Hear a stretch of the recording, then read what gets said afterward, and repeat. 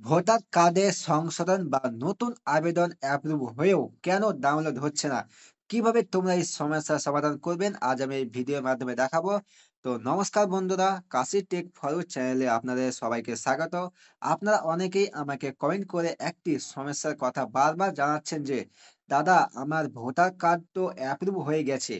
মোবাইলে মেসেজও চলে এসেছে কিন্তু আমি যখন অনলাইনে ডাউনলোড করতে যাচ্ছি তখন রেকওয়ার্ড নট ফাউন্ড বা মোবাইল নট লিঙ্ক দেখাচ্ছে।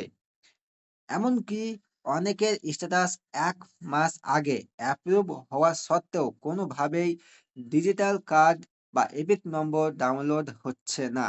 বন্ধুরা, আজকের ভিডিওতে আমি আপনাদের একদম লাইভ প্রমাণ সহ দেখাবো কেন এই সমস্যাটি হচ্ছে এবং কিভাবে আপনি মাত্র ১ মিনিটে আপনার নতুন কার্ডটি ডাউনলোড করে নিতে পারবেন। ভিডিওটি একটুকু স্কিপ না করে শেষ পর্যন্ত দেখুন, কারণ আজকের সমাধানটি আপনার অনেক দিনের দুশ্চিন্তা দূর করে দেবে। তোমরা যদি আমার চ্যানেলে নতুন হয়ে থাকো, চ্যানেলটিকে সাবস্ক্রাইব করে পাশে থাকা বেল আইকনটি প্রেস করে দিবেন। চলুন ভিডিওটি শুরু করি। তো দেখুন যে সমস্যার আসল কারণগুলো কি এবং কেন ডাউনলোড হচ্ছে না।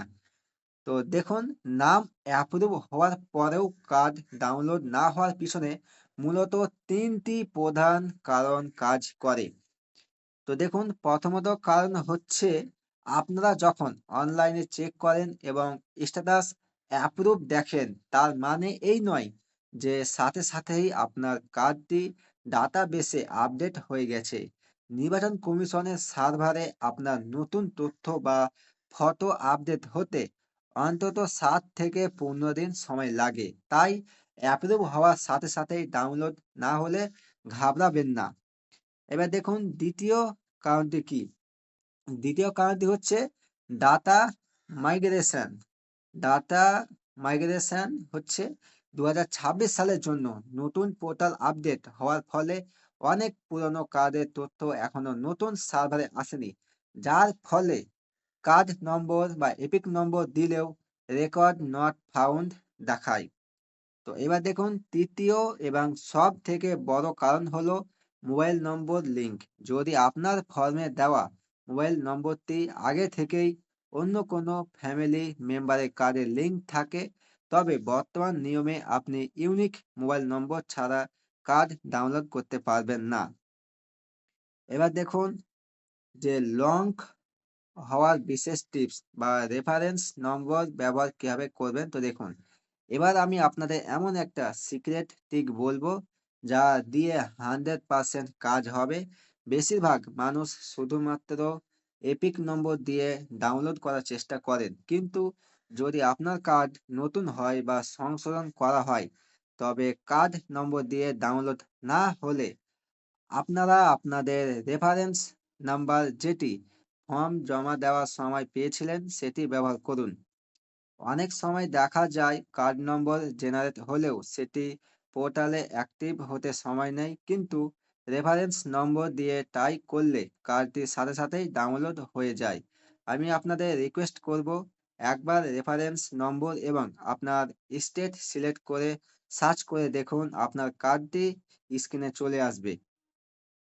তো এবার দেখুন যে সমাধানের ধাপগুলো কি কি বা কিভাবে এটা পদ্ধতি প্রয়োগ করবেন। যদি রেফারেন্স নম্বর দিয়েও না হয়, তবে আপনাদের করণীয় কি? তো দেখুন, প্রথম হচ্ছে যে ভোটার হেল্পলাইন অ্যাপে গিয়ে দেখুন আপনার প্রোফাইলে মোবাইল নম্বর শো করছে কিনা। ২ হচ্ছে যে যদি মোবাইল নম্বর না থাকে, তবে নতুন করে ফর্ম ৮ ফিল আপ করে একটি ইউনিক মোবাইল নম্বর লিঙ্ক করুন। মোবাইল নম্বর লিঙ্ক হয়ে গেলে আপনি ওটিপি ভেরিফিকেশনের মাধ্যমে খুব সহজেই কার্ডটি ডাউনলোড করে নিতে পারবেন। মনে রাখবেন, এখনকার ডিজিটাল ভোটার কার্ডে কেওয়াইসি বা কিউআর কোড থাকে, তাই এটি ডাউনলোড করে লেমিনেশন করে নিলেই আপনি সব জায়গায় ব্যবহার করতে পারবেন। তো বন্ধুরা, আশা করি আজকের পর আপনাদের আর ভোটার কার্ড ডাউনলোড করা নিয়ে কোনো সমস্যা থাকবে না।